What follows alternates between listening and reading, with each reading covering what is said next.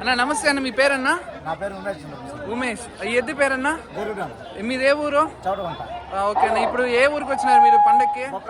బొప్పరాజపల్లి. Okay అన్న, మీ ఊరు నుంచి ఈ ఎద్దు తీసుకురావడానికి సుమారుగా మీకు ఎంత ఖర్చు అయింది మొత్తం? 7,000. ఓకే, ఎద్దుకి పలక్కి డెకరేషన్ కి మొత్తం ఎంతసేపు పడుతుంది మీకు చేసేదానికి? ఇవంతా డెకరేషన్ ఇదంతా? 3-4 అయిపోయింది. 3,000-4,000. కాదు టైం ఎంత పట్టింది? ఓకే, ఇదేనన్న మీరు డబ్బులు కూడా కట్టున్నారు స్వామి? ఓకే అన్న, మనీ అంటే డూప్లికేట్ మనీ కాకపోతే దారం మీరు ఒక ఇదిలాగా చేసి కట్టినారు. ఓకే అన్న, అంటే ఇంకా ఫ్యూచర్ లో మంచి పేరు రావాలనేసి ఇంకా హైలైట్ చేసి అప్డేట్ వర్షన్. ఓకే, ఈ ఎద్దుకి ఎంత వయసు అన్న ఇప్పుడు సుమారుగా? 7 సంవత్సరాలు. 7 సంవత్సరాలు. ఇప్పుడు 7 సంవత్సరాలకు కానీ ఆడన్నా మీ దగ్గరే ఉన్నిందా లేకపోతే ఎక్కడైనా? మీ దగ్గరే ఉంది.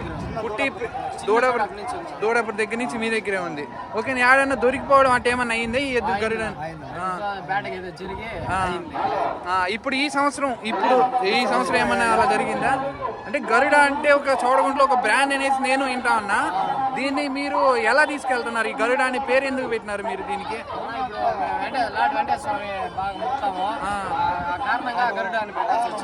ఓకే అన్న, ఇప్పుడు మీరు ఏదేమన్నా అమ్మే ఉద్దేశంలో ఏమైనా ఉన్నారా? ఒకవేళ సత్యదాకి ఇంటికాడ అంటే మీకు ఒక ఫ్యామిలీ మెంబర్, తమ్ముడు. ఓకే, ఇప్పుడు మీ ఎద్దు మీరు ఏమన్నా ఎవరన్నా కానీ ఎక్కువ ధరకు ఒక 10 లక్షలు 20 లక్షలు అడిగితే ఏమన్నా ఉద్దేశం? ఎంత అడిగినా ఇయ్యరు. ఎంత అడిగినారు? 3 లక్షలు. ఓకే అన్న, ఇప్పుడు ఈ ఎద్దుకి కట్టే పలకి ఏమన్నా లేకపోతే మనీ అనౌన్స్ చేయడం లేకపోతే బంగారం అనౌన్స్ చేయడం అంటే ఏమైనా చేయాలి? ఓన్లీ పండుగ అంటే మన హిందూ సాంప్రదాయాన్ని కాపాడే విధంగా ఒక ఆ పశువుల పండుగలా చేస్తున్నారు. అంటే జల్లికట్టు కాకుండా పశువుల పండుగ.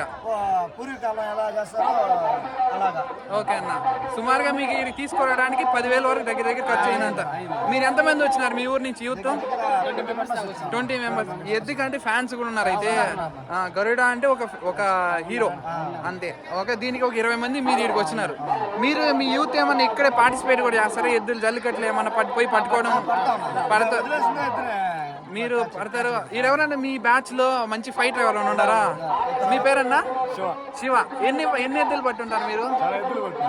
పెద్ద పెద్ద ఎద్దులు నిలేసినావు. మీకేమైనా దెబ్బలు తగ్గడం అంటే ఏమైనా జరిగిందా?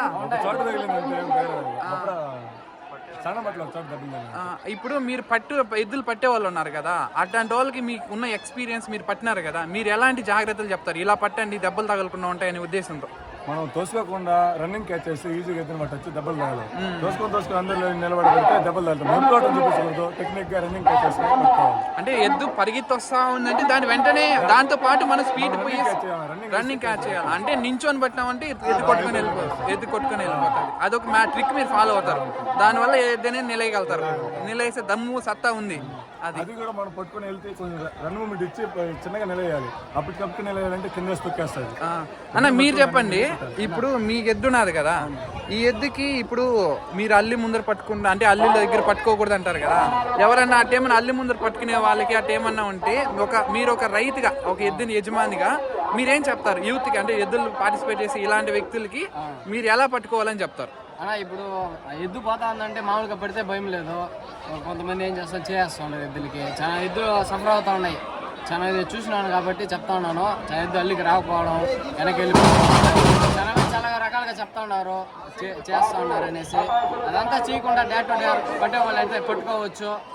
లేకపోతే కూడా సంథింగ్ జెండాలు పెట్టేస్తున్నారు, అంటే సైడ్ లో ఉండే వాళ్ళు కూడా పైన పడేసి ఎద్దులు నిలిచిపోవడం చాలా ఖర్చు అవుతా ఉంది. తెలియని వాళ్ళు ఏం చేస్తారంటే ఈ నెమలి కోసం దానికోసం పడేస్తున్నారు.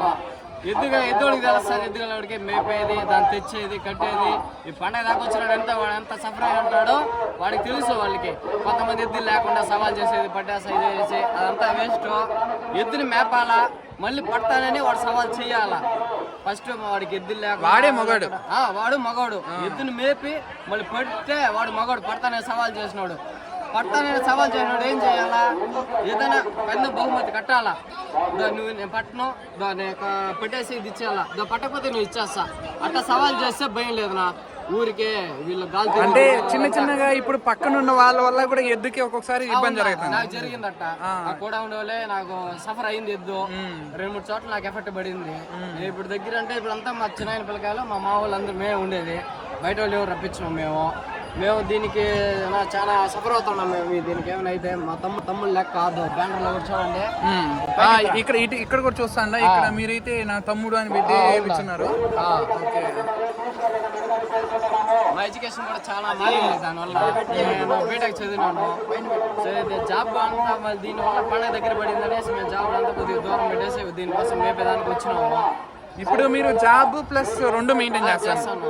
ఓకే అన్న, ఇప్పుడు కొంతమంది ఏంటంటే యూత్ మీలాగా ఆలోచించకుండా ఏంటంటే ఓన్లీ జల్లికట్లేనే పార్టిసిపేట్ చేయాలా ఇలా అన్నారు. అలాంటి వాళ్ళకి మీరేం చెప్తారు? మనకి ఇప్పుడు ఇన్కమ్ ఉంటేనే మనం దాన్ని బాగా జాగ్రత్తగా చూసుకోగలం. ఈ ఇంట్లో వాళ్ళ పేరెంట్స్ కూడా సంతోషంగా ఉండగలరు. వాళ్ళు సరే మన పిల్లవాడు బాగా చదువుతున్నాడు, జాబ్ చేస్తున్నాడు, వాళ్ళ ఇద్దరు కూడా చూసుకుంటున్నాడు. ఇది జస్ట్ ఒక పార్ట్ టైం లాగా పెట్టుకోవాలి అంతే. మనకి ఎడ్యుకేషన్ ఇంకా లైఫ్ చాలా ఉన్నది. ఎడ్యుకేషన్ మనకి ఏదేదో ఉన్నది, గోల్స్ చాలా మందికి చాలా గోల్స్ ఉంటాయి. ఇవే ఎద్దులే ప్రపంచం కాదు, ఒక సైడ్ ఒక పార్ట్గా ఉండాలా. మనకి ఇంట్లో వాళ్ళని జాగ్రత్తగా చూసుకోవాలా.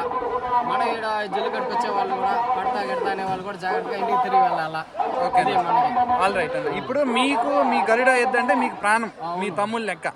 ఈ ఎద్దు కాకుండా మీకు ఏదైనా మీకు నచ్చిన ఎద్దు అయినా ఉందా? మీకు ఎన్టీఆర్ బుల్స్ ఎన్టీఆర్ బుల్స్ అంటే మీకు చిత్తూరు జల్లికట్టులోనే వాళ్ళ యూజ్ చేయలేరు, ఒక్క దీంట్లో కూడా చేయలేరు. పార్టీ కోసం అనేసి కాదు, వాళ్ళు ఎంత ఖర్చు పెడుతున్నారని వాళ్ళకి తెలుసు.